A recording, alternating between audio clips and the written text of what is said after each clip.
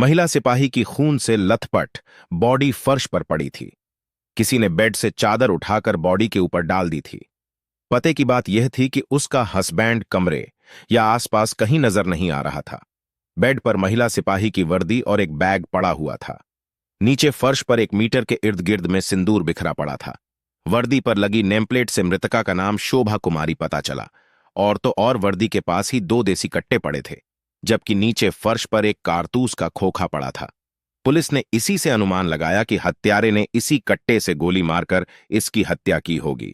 Police ने दोनों कट्टे और फायरशुदा खोखा अपने कब्जे में ले लिया। तारीख थी 20 अक्टूबर 2023 की सुबह के 10 बज रहे थे। पटना में स्टेशन रोड पर स्थित होटल मीनाक्षी के कमरा नंबर 305 के मुसाफिर संजय कुमार अपना कमरा चेकआउट करने के लिए तैयार थे।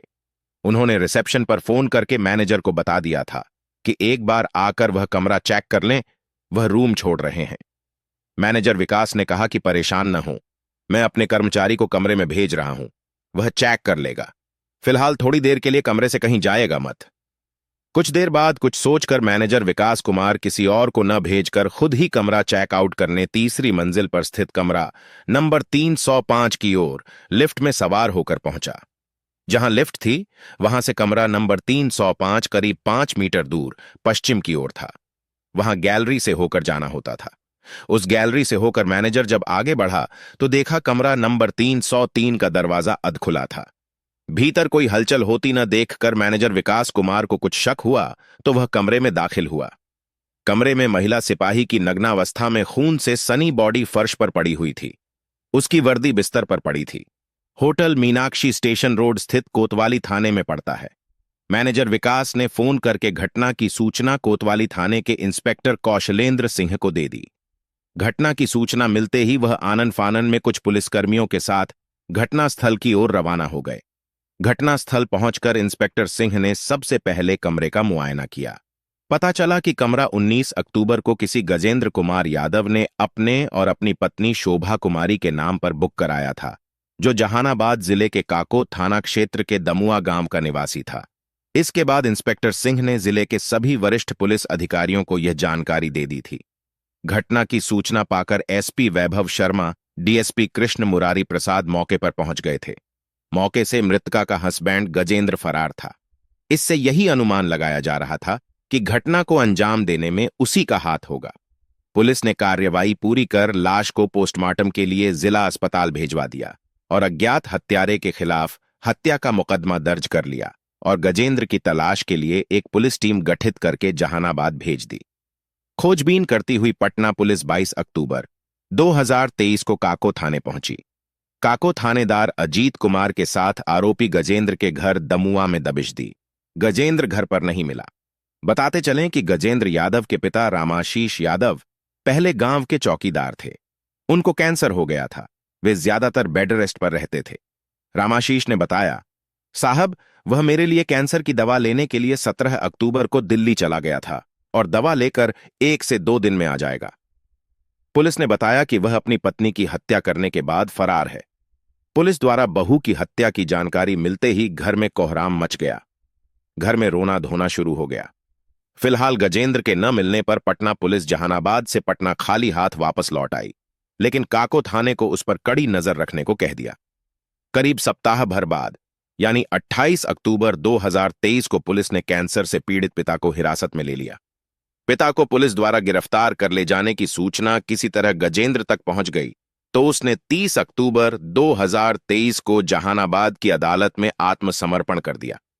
आरोपी गजेंद्र के आत्मसमर्पण करने की सूचना मिलते ही 1 नवंबर 2023 को पटना पुलिस टीम जहानाबाद के लिए रवाना हो गई और आरोपी गजेंद्र को अदालत के सामने पेश कर उसे ट्रांजिट रिमांड पर लेकर वहां से पटना के लिए वापस रवाना हो गई। 2 घंटे तक चली कड़ी पूछताछ में आरोपी गजेंद्र ने पुलिस के सामने घुटने टेक दिए और अपना जुर्म कबूल कर लिया।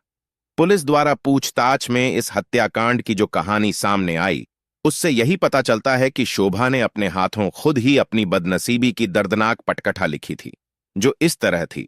लेकिन दोस्तों, कहानी में आगे बढ़ने से पहले छोटी सी गुजारिश है, वीडियो को लाइक करके चैनल को सब्सक्राइब जरूर करें। तो चलिए शुरू करते हैं। 30 वर्षीय गजेंद्र यादव मूल रूप से बिहार के जहानाबाद जिले के काको थाना क्षेत्र के गांव दमुआ का रहने वाला था। अपने 2 भाइयों में गजेंद्र बड़ा था। जितना पढ़ने में गजेंद्र अव्वल था, उतना ही अपने अच्छे व्यवहार से लोगों को अपनी ओर आकर्षित करने में महारथी था। अपनी अलग पहचान बनाने के लिए उसने घर से कुछ दूर कुर्थ मोहल्ले में कोचिंग सेंटर खोल दिया। उस समय उसकी उम्र 23 से 24 साल के आसपास रही होगी। उसका कोचिंग सेंटर चल निकला। बच्चों को वह मैथ और साइंस की कोचिंग देता था। उसके कोचिंग सेंटर में मोहल्ले के अनेक लड़के लड़कियां कोचिंग के लिए आने लगे। शोभा भी गजेंद्र की कोचिंग सेंटर में आती थी। ये बात साल 2018 के आसपास की थी। उसी दौरान उसे शोभा से प्यार हो गया। गजेंद्र जैसे प्रेमी को पाकर शोभा बहुत खुश थी और उससे शादी करने के लिए तैयार हो गई थी। एक दिन समय देखकर गजेंद्र ने अपने पिता से अपने और शोभा के रिश्ते की जानकारी देकर शादी करने की अपनी इच्छा जाहिर की तो उन्होंने इजाजत दे दी। लेकिन उसके सामने एक शर्त यह रखी कि शादी के बाद पत्नी को लेकर यहां पुश्तैनी मकान में नहीं रहोगे। गजेंद्र ने अपने प्यार को पाने के लिए पिता की इस शर्त पर अपनी स्वीकृति की मोहर लगा दी और शोभा से कोर्ट मैरिज करके शहर में किराए का कमरा लेकर उसके साथ रहने लगा। गजेंद्र के पिता रामाशीष यादव की ऐसा करने के पीछे एक बड़ी और खास वजह थी। दरअसल जब गजेंद्र 13 साल का था तो उसका अपहरण हो गया था। अपहरण एक लड़की के पिता ने किया था अपनी बेटी से शादी करने के लिए। बिहार में आज भी यह प्रचलन जारी है कि लोग अच्छे परिवार के लड़के का अपहरण कर अपनी बेटी के साथ जबरन उसकी शादी कर देते हैं। गजेंद्र की भी जबरन शादी करा दी गई थी। शादी कराने के बाद लड़की के घर वालों ने उसे उसके घर तक पहुंचा दिया था। समाज के रीति रिवाजों को मानने वाले रामाशीष ने भी इस शादी पर मोहर लगा दी थी और लड़की को बहू का दर्जा दे दिया था, जबकि गजेंद्र के दिल को इस घटना से ठेस पहुंची थी। उसे पत्नी नहीं स्वीकार किया था। इससे उसके पिता काफी नाराज रहते थे। इस बात को लेकर बाप बेटे के बीच काफी रस्साकसी भी चलती रही। बाद के दिनों में गजेंद्र और उसकी पत्नी के बीच तलाक हो गया था। तलाक के बाद दोनों अलग अलग हो गए थे। शोभा अति महत्वाकांक्षी युवती थी। गजेंद्र उसकी महत्वाकांक्षाओं को अच्छी तरह पहचानता था। इसी बीच गजेंद्र एक बेटी का पिता बना। बेटी के आने से घर में खुशहाली आ गई। उन दिनों बिहार में पुलिस की बड़ी पैमाने पर वैकेंसी निकली थी। गजेंद्र ने पत्नी शोभा को अप्लाई करा दिया। उसकी मेहनत से बिहार पुलिस में वह भर्ती हो गई। इसके लिए गजेंद्र ने अपने हिस्से की 5 बीघा जमीन भी बेच दी थी। अपना कारोबार और अपना जीवन सब कुछ दांव पर लगा दिया था। उसका सोचना था कि उसकी भी प्राइवेट जॉब है। अगर दोनों में से किसी एक की भी सरकारी नौकरी हो जाए तो जीवन सरल हो जाएगा। यही सोचकर उसने पत्नी को नौकरी के लिए प्रेरित किया था। शोभा की ट्रेनिंग पटना में हो रही थी। बेटी दादा दादी के पास रहती थी। उसे जब ट्रेनिंग से थोड़ा वक्त मिलता तो 1 से 2 दिन के लिए बेटी से मिलने जहानाबाद स्थित घर आ जाया करती थी, या फिर गजेंद्र ही पत्नी से मिलने पटना चला जाया करता था। ट्रेनिंग के दौरान ही शोभा को वहीं पर एसएसबी की तैयारी कर रहे धीरज से प्यार हो गया। यह घटना से करीब 1 साल पहले की बात है। शोभा अपने परिवार के प्रति अति लापरवाह होती जा रही थी। शोभा की ये बातें पता नहीं क्यों गजेंद्र को अजीब लग रही थीं। वह सोचता कि ऐसी कौन सी मां होगी जो अपने बच्चे से मिलने तक के लिए वक्त नहीं निकाल सकती। बात 1 जुलाई 2023 की है। गजेंद्र किसी काम से पटना आया था। उसने यह बात पत्नी को नहीं बताई थी। दोपहर के वक्त गजेंद्र ने देखा एक बाइक पर किसी युवक के साथ उसकी पत्नी कहीं जा रही थी। जिस युवक के साथ वह जा रही थी उसका न तो गजेंद्र के साथ कोई रिश्ता था और न ही वह उसकी कोई रिश्तेदार ही था। यह देख उसका माथा ठनक गया। शोभा के इस कदम से गजेंद्र डिप्रेशन में चला गया और बुझा बुझा सा रहने लगा। गजेंद्र इस कदर डिप्रेशन में चला गया था कि खुद को अकेला समझने लगा था। गजेंद्र डिप्रेशन से बिल्कुल टूट चुका था। अब उसमें पत्नी की बेवफाई का दर्द सहने की क्षमता रह नहीं गई थी, इसलिए वह जल्द से जल्द किसी नतीजे पर पहुंच जाना चाहता था। इसी बीच गजेंद्र ने एक खतरनाक फैसला ले लिया था कि अगर शोभा मेरी नहीं हुई तो उसे किसी और की भी नहीं होने देगा। उसे मरना ही होगा। अक्टूबर के महीने में दुर्गा पूजा थी। ट्रेनिंग के दौरान शोभा की ड्यूटी कोतवाली क्षेत्र में लगी थी। यह बात गजेंद्र को पता चल चुकी थी। 17 अक्टूबर 2023 को गजेंद्र पिता के कैंसर की दवा लेने के लिए जहानाबाद से दिल्ली के लिए निकला, लेकिन दिल्ली जाने के बजाय वह पटना आ गया।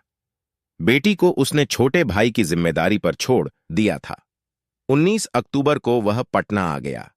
पटना में उसने स्टेशन रोड पर मीनाक्षी होटल में एक कमरा पति पत्नी के नाम बुक कराया।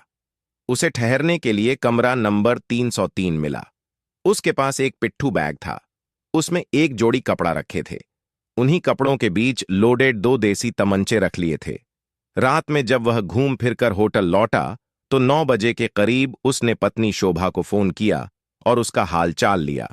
उसने उससे कहा कि वह स्टेशन रोड के होटल में ठहरा हुआ है, थोड़ी ही देर के लिए होटल में आ जाए। पति के कई बार आग्रह पर शोभा ने सुबह मिलने के लिए कह दिया। अगली सुबह 8 बजे शोभा होटल पहुंची। उस समय गजेंद्र पूरी तरह तैयार हो चुका था और बैग से दोनों तमंचे निकालकर कमर में खोंस लिए थे। शोभा कमरे में जैसे ही घुसी, उसे बिना सिंदूर के देख उसका पारा 7वें आसमान पर चढ़ गया। इस बात को लेकर दोनों के बीच विवाद छिड़ गया। गजेंद्र अपने साथ सिंदूर की डिबिया भी लेकर गया था। वह अपने हाथों से पत्नी की मांग में सिंदूर भरना चाहता था, लेकिन शोभा तैयार नहीं हुई और दोनों के बीच हाथापाई होने लगी। इसी दौरान गजेंद्र के हाथ से सिंदूर की डिबिया छूटकर नीचे फर्श पर जा गिरी और सिंदूर फर्श पर बिखर गया। यह देखकर तो गजेंद्र एकदम पागल सा हो गया। उसने आव देखा न ताव, कमर में खोंस रखा कट्टा निकाला और उसके सीने पर गोली मार दिया। गोली लगते ही शोभा नीचे फर्श पर जा गिरी और काल के गाल में समा गई। इसके बाद उसने दोनों असलहे बिस्तर पर रख दिए और पत्नी की वर्दी उसके जिस्म से उतारकर बेड पर रख दी। फिर कमरे से 9:32 पर बड़े आराम से अपना बैग लेकर दिल्ली के लिए रवाना हो गया। गजेंद्र से पूछताछ करने के बाद पुलिस ने उसे जेल भेज दिया। दोस्तों, ये रियल स्टोरी कैसी लगी हमें कमेंट जरूर करें। धन्यवाद।